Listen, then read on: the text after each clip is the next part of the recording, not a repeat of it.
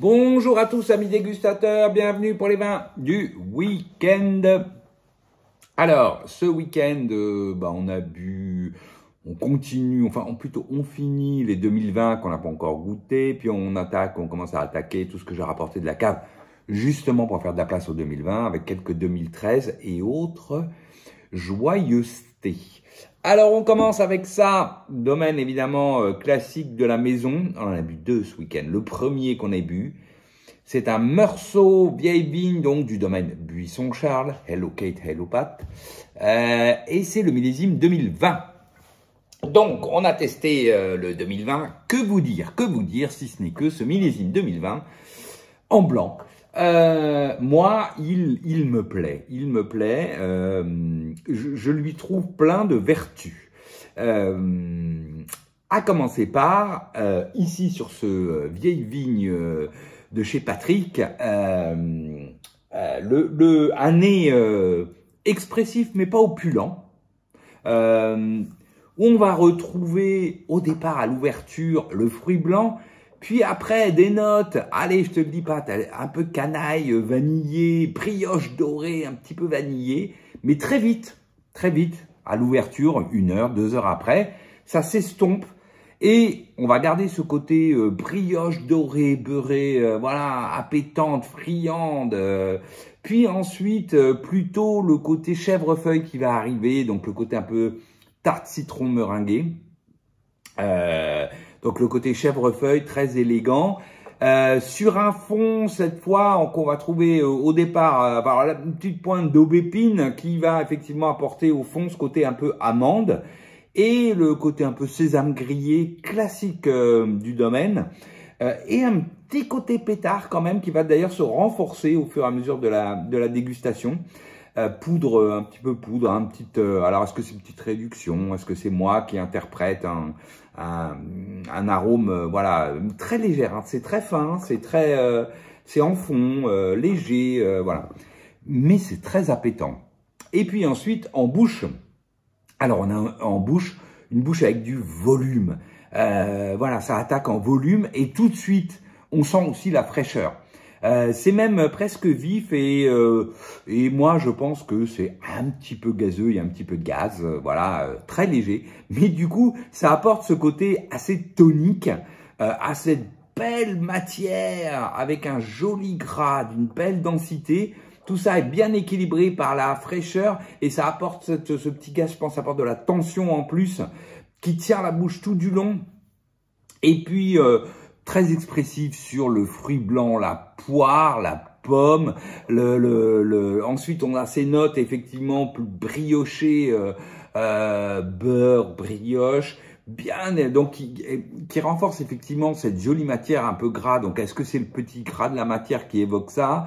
Cet arôme, est-ce que c'est les arômes qui donnent l'impression d'avoir une matière un peu grasse? Je ne sais pas, c'est toujours compliqué ça. Mais c'est très joli, c'est très appétant et surtout c'est très bien tenu par cette fraîcheur, cette tension qui apporte la profondeur, la tonicité. Sur ce fond, on va dire plutôt amande, aubépine, voilà, et le côté un peu sésame, c'est très joli, final, fraîche, tonique. Il y a du volume, voilà, et longue persistance pour un village. Voilà, très joli vin que ce Meursault vieille vigne de chez Patrick et Kate. Et surtout très intéressant. Je dirais, donc j'ai bu le Germain il y a, allez, peut-être un mois et demi de ça, voilà. Et on a chez Patrick ici, c'est le même type de vin, clairement. On a chez Patrick un petit peu plus de tout, j'allais dire, un petit peu plus de volume, un petit peu plus de contraste, mais on est bien dans la même famille de vins avec simplement un vin ici un peu plus opulent, un peu plus de contraste, un peu plus de volume en bouche que ce qu'on avait chez Jean-François. Voilà, c'est proche, mais petite différence, voilà. Et c'est toujours intéressant de le noter. Alors, je vais vous dire, l'autre point que j'ai mis sur mon blog écrit, c'est que ça, je bois ça en aveugle. Moi, on me dit qu'on est sur un premier cru, genre les Charmes. Je suis pas surpris, hein. Voilà. Je pense qu'en 2020, ce Meursault vieille vigne, ouais, on est avec la longueur et la persistance, on est quand même à un très très haut niveau de Meursault. Et je l'ai bu là, vous voyez qu'il en reste encore un peu, hein, on l'a bu sur 2 jours. Là, il est encore impeccable, au contraire, c'est harmonisé, elle s'est affinée, voilà. Et donc, il faut l'attendre, je pense, il faut idéalement la boire entre 5 et 10 ans. Et pour moi, à 10 ans, sera probablement l'idéal, parce que ça sera harmonisé sous verre fondu. Et franchement, c'est une très très jolie bouteille. Ensuite, on a fait un Madiran du Magret, et j'ai sorti un Madiran que j'avais rapporté de la cave, un Bouscassé vieille vigne 2007.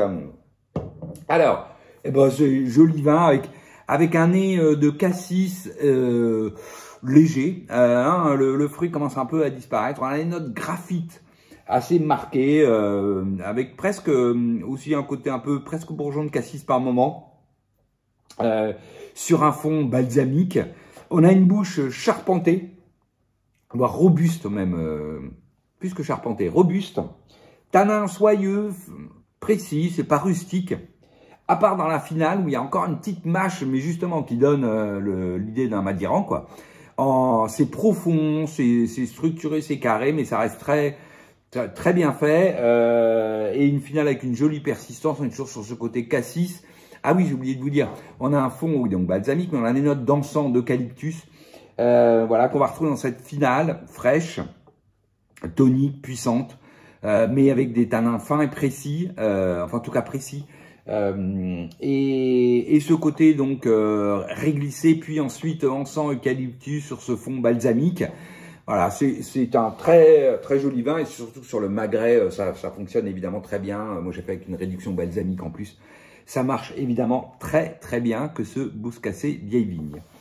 Ensuite, j'avais ouvert ça aussi, une Côte-Rôtie brune et blonde Guigal 2009. Alors, je vais vous dire, mon voisin de cave, parce que j'étais à la cave encore ce week-end pour continuer à ranger mes 2020, sort à un moment un Magnum de chez, je sais plus qui, un Magnum de Côte-Rôtie 2009.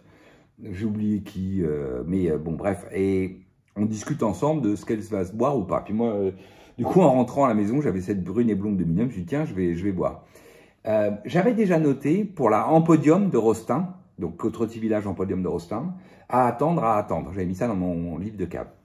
Ben, je vais vous dire, cette brune et blonde 2009, pareil, parce que j'ouvre et le nez est joli, mais pas d'une grande complexité. Voilà, on est sur le cassis, un peu acidulé.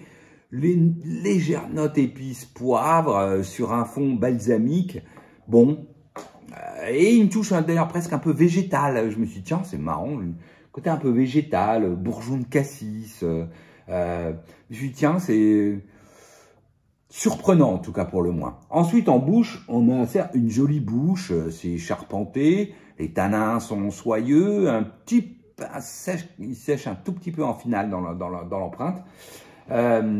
Et une finale donc fraîche, tonique, mais plutôt profonde. Puis on se dit, mais 2009, on s'attend à un vin ample, du volume, etc. Là, c'est plutôt droit. La finale est droite. Très bon, cassis, réglisse. Pas d'énorme complexité en plus. Cassis, réglisse, ce fond balsamique. Du coup, et y compris dans cette finale, du coup, je me dis, oui, ben, finalement, en tout cas, j'ai eu le sentiment d'un vin pas complètement abouti. Moi, je m'attendais à quelque chose avec plus de moelleux, plus d'amplitude en bouche, plus de moelleux. On est sur 2009, quoi. Voilà, ça, millésime très chaud, caniculaire, hein, voilà. Donc, et là, j'ai l'impression, je peux peut-être me tromper, mais que, ouais, peut-être que ça a été coupé un peu tôt, que la maturité n'a pas été au bout. Ah, ça manque d'aboutissement, voilà, ce vin. Alors c'est très bon, c'est une jolie Côte-Rôtie brune et blonde, mais c'est loin d'être le plus joli millésime de brune et blonde que je connais, alors que 2009, voilà, ça pourrait être un très beau millésime. Ensuite, on a ouvert ça. Oh, ça faisait longtemps que j'avais pas bu un vin de l'ami Boxler. Donc, Domaine Albert Boxler, c'est le Sommerberg et on est sur 2013 en Riesling. Et ben, que vous dire si ce n'est que les vins de Jean Boxler, c'est bon, c'est très bon. Surtout quand ils ont quelques années. Voilà, très joli nez, appétant. Alors, classique, plutôt fruits blancs, avec un petit côté pomme, reine Claude. Puis ensuite, on a des notes un peu friandes, presque pralin par moment. Une petite pointe florale, et puis, alors, le côté pralin avec un petit côté un peu pain grillé, et les notes florales, presque un petit peu iris, sur un fond terpénique. Et puis qui se teinte au bout d'un moment aussi d'un côté agrume, évidemment, on est sur du Riesling, un peu orange, voilà, presque orange sanguine d'ailleurs.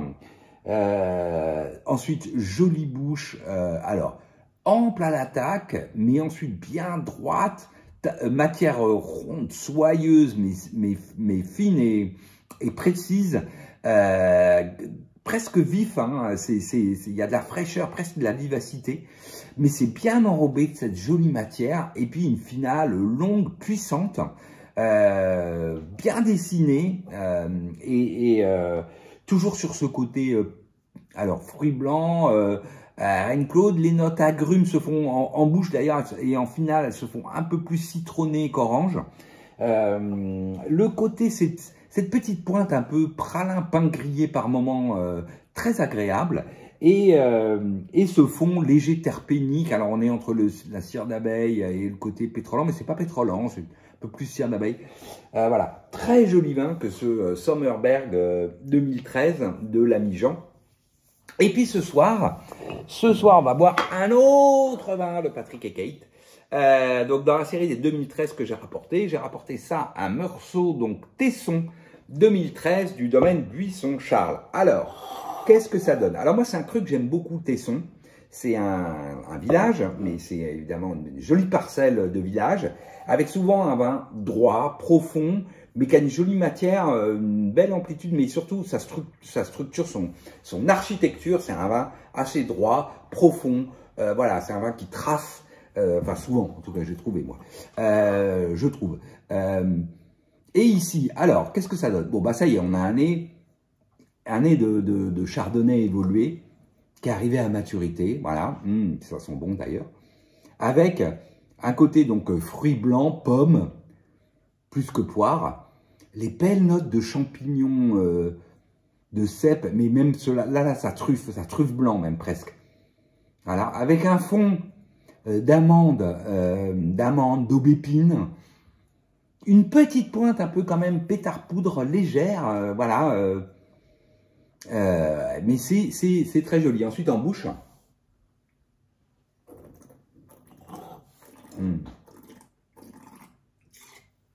oui. 2013, moi j'aime beaucoup, hein, en Bourgogne blanc.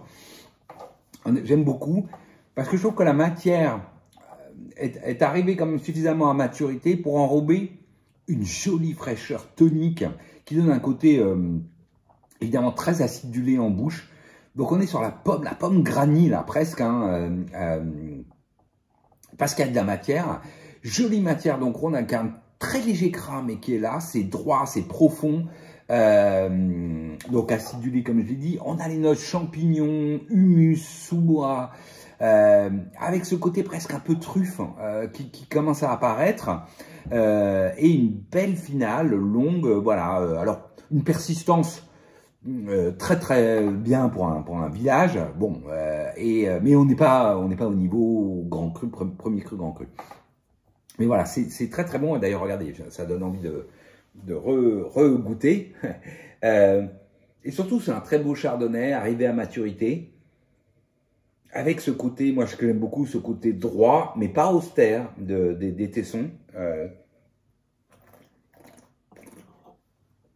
C'est droit, le vin est assez épanoui, il est arrivé là, on sent hein, au bout, cette finale un peu acidulée, avec un côté assez friand, voilà, c'est très joli.